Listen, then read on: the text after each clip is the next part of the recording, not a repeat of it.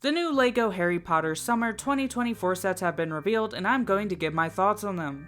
The first set is Aragog in the Forbidden Forest. The build for Aragog looks so good. I always thought the 2018 version looked fine, but this one makes that one look like a worse cutesy version. And this is just a great update. The design here with the legs and the size of it just works really well. Besides that, the side build and the figures are nothing too interesting, but this set is surprisingly good to me.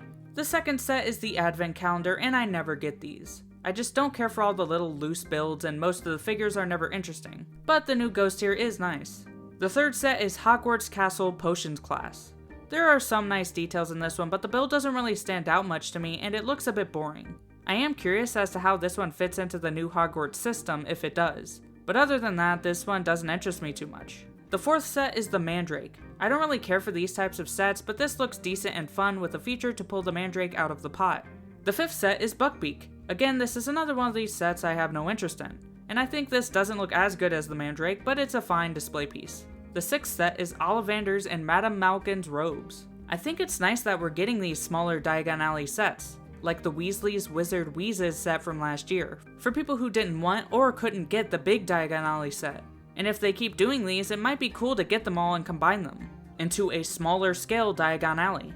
Ollivanders doesn't look as good as the big version, as this is more play oriented, but Madame Malkin's is completely new, which is good to get even though I don't like the look of the building as much. It also looks like there are new wands in this set for Ollivanders, which is pretty cool. The seventh set is the Triwizard Tournament The Arrival. This is probably the most unique and refreshing set of the wave since the last time we saw this in LEGO was in 2005, so it's awesome that we're finally getting an updated version. And I think the build for the ship looks amazing, with it being very detailed. The side build is a carriage, and we did see a build of this in 2019, but the build here is nice as I thought that previous version looked a bit oversized. Also, all of the figures here are great, with I believe most being new. The eighth and final set is Hogwarts Castle The Great Hall. This is definitely my favorite set of the wave. I think I still prefer the 2018 version as that is my favorite Harry Potter set, and one of my favorite LEGO sets of all time. The exterior of this looks fantastic and does some things better than the previous versions, like having a fuller courtyard, but it is missing the tower that makes this look less complete.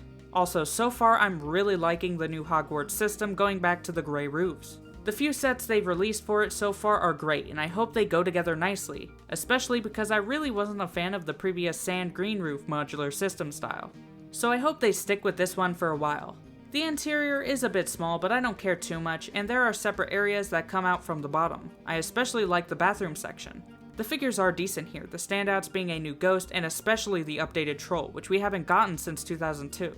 And while it is nice to get, I think it looks weird and I kinda like the original figure more. But overall, I love this set.